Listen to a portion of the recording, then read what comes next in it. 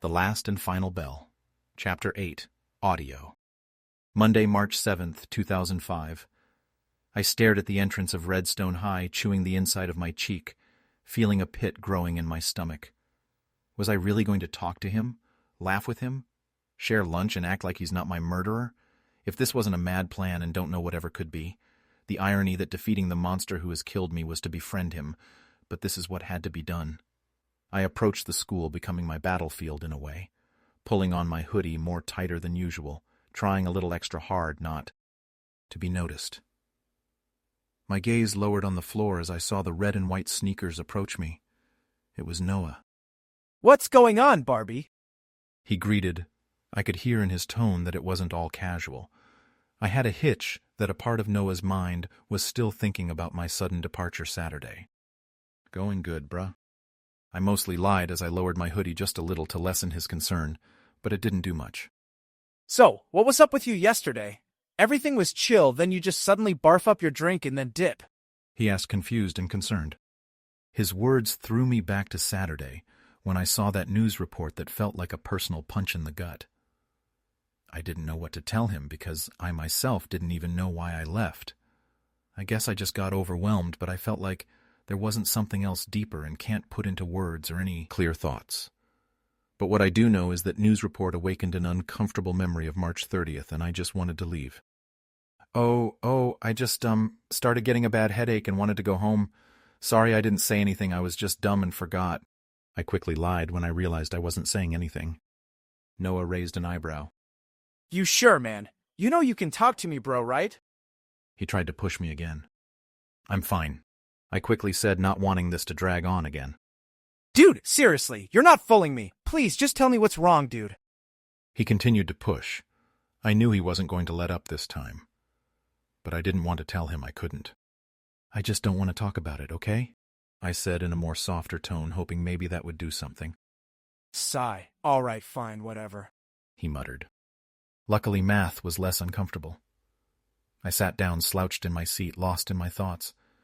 I looked up at Sarah sitting in front of me, and my stomach twisted into a knot. Was I really going to become friends with my crush and one of my best friend's murderer? That sounded messed up in every sense of the word. I had to remind myself that I was doing this for her, to stop myself from being utterly disgusted with myself. What would she think if she knew what I was thinking? She could never guess I was thinking about becoming friends with her murderer from a crazy vision I saw from the future, and she was probably thinking about the math formulas, upcoming tests, her plans for the weekend. Whatever it is, it can't be anything like I'm thinking. But maybe her thoughts are not what I think. After all, I could never read a mind, and you can never perfectly guess what someone's thinking. After all, she could never accept me to be thinking about her future death and how to prevent it. I wonder if she thinks anything crazy that I could never guess. "Morning going good?" she asked. "Yeah, it's fine, I guess," I responded in a slight mumble as I bit a little at the inside of my cheek. I was just thinking about how it's kind of crazy what someone could be thinking and you would have no idea. Feels like our thoughts are one of the only things we have in our lives that are private anymore. I looked up from my pen I was clicking and my face reddened as I saw her staring. "Sorry, I didn't mean to ramble," I muttered awkwardly as I bit inside my mouth, but she smiled. "No, I actually think that's kind of cool too." She replied, "Can't say I was expecting that." "'Cause it's like really crazy how some meat and electricity can give us a subconscious," she added on excitedly. I felt a weight being lifted off my shoulders like a river washing away a pound of rocks I was carrying. "Well, I'm just glad I don't sound like a total weirdo," I responded with a light chuckle. There were times talking to Sarah was either super difficult, totally easy. It never felt like there was an in-between. Science came and I walked to my class, the usual thing, head hung low, hoodie up. It felt like the armor I used to approach my battlefield. But it seemed to not be enough this time. "Ow!" I exclaimed in pain as I felt someone harshly step on my foot. I looked next to me, and the person laughed and walked away like nothing happened. I limped over to a corner of the hall, tightly grasping on my foot under my shoe to try and soothe the pain as I gritted my teeth. Couldn't wait to see the bruise on my foot when I got home. I managed to make it to my class and rested my head in my hands in a crappy mood. Noah showed up not too long later and ruffled my hair like he did on that day. Feeling any better, Barbie? He teased as I pushed his hand away. Bro, not now, dude. Some jerk stepped on my foot during passing period. I grumbled bitterly. Noah's smirk faded as I spoke. Those are just meatheads who don't have a hobby. They're just jerks, man. It's not you. He tried to comfort me. Easier said than done, though. How can it not be me if it's the whole school that does crap like this to me? Why can't I just be left alone for God's sake? I literally don't even do anything to them, and yet they always do this crap to me. I hate this school, dude. I mumbled in defeat as I put my head down, crossing my arms. It's not you. It's them. I'm being serious, man. He tried to console me again as he patted my shoulder. I guess it helped a little, but I still felt crappy. Bro, I think I'll have to sue the school. Noah said jokingly out of nowhere. Huh? I asked, confused as I lifted my head up. Bro, this morning, I was in a rush, so I ate breakfast pretty fast, and I quickly took a big sip, and dude, that milk was definitely expired, 'cause that carb tasted like if milk was mixed with sewage water and burning rubber. He explained. Bro, what? I laughed. I spit that out so quick I thought I was gonna throw up. He laughed a little.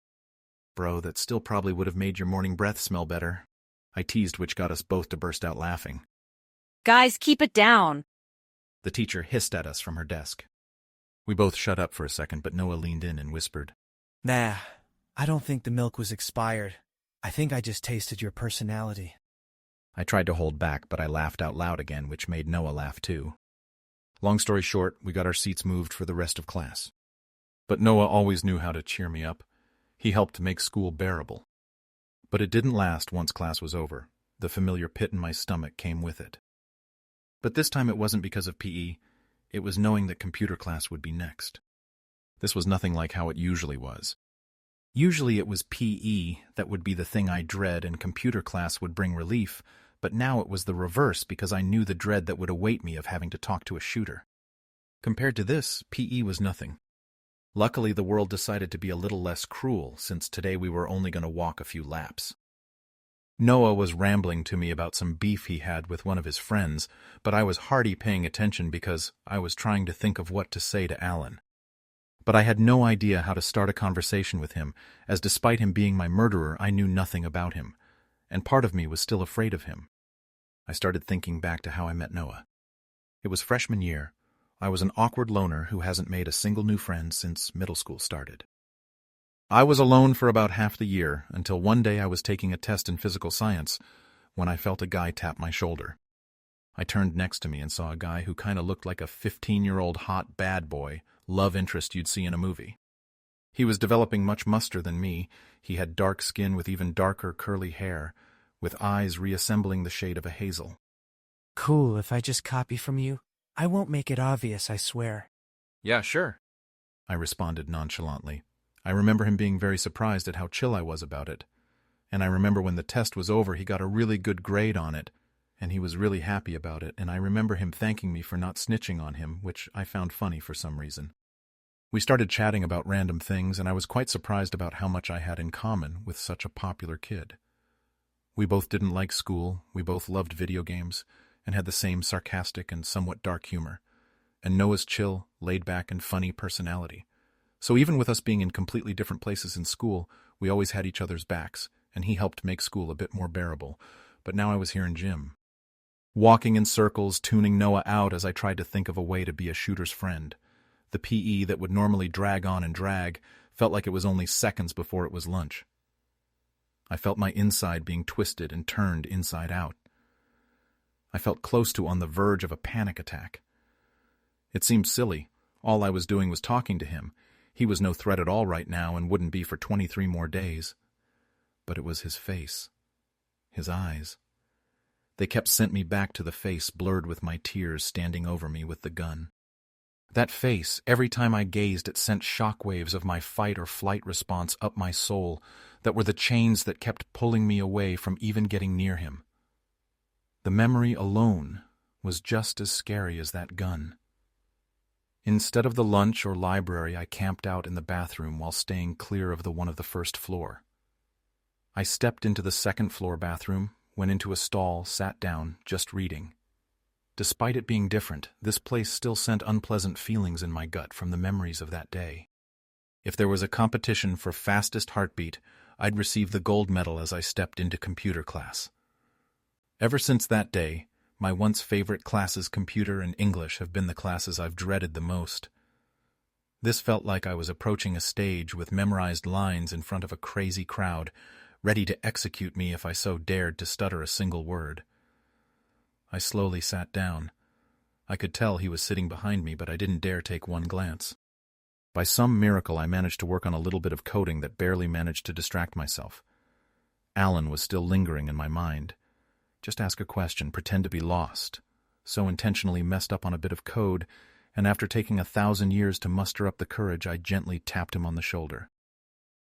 He looked up from the computer his face was buried into, and my words got stuck in my throat, but I managed to speak. I'm sorry to bother you, but, my program keeps saying it can't find the symbol when I'm trying to compile it. I thought I declared the variable, but I'm still getting the error for some reason. Do you know what's up? I asked, slightly louder than a mumble. He gave me a blank stare before he leaned over. He looked at my computer and intently messed up code for what felt like an hour before he spoke up. I think it's a out-of-scope variable. I don't think the number you used was compatible. He corrected me in a voice that was somehow quieter than mine was. Not to praise a shooter, but I was somewhat impressed he was able to spot it that quickly. I let out a quite fake chuckle to pretend I was amused by my mistake. I always mess up the numbers. I lied as I corrected it. He didn't give a laugh back, though. He just turned back to his computer screen. This was going to be harder than I thought. I went back to typing as the silence returned, trying to think of something new to say in hopes it would start some conversation. But I had an idea. I hate these chairs, dude. Alan looked up at me confused. They're way too small. Like kindergartner-sized, it drives my back crazy.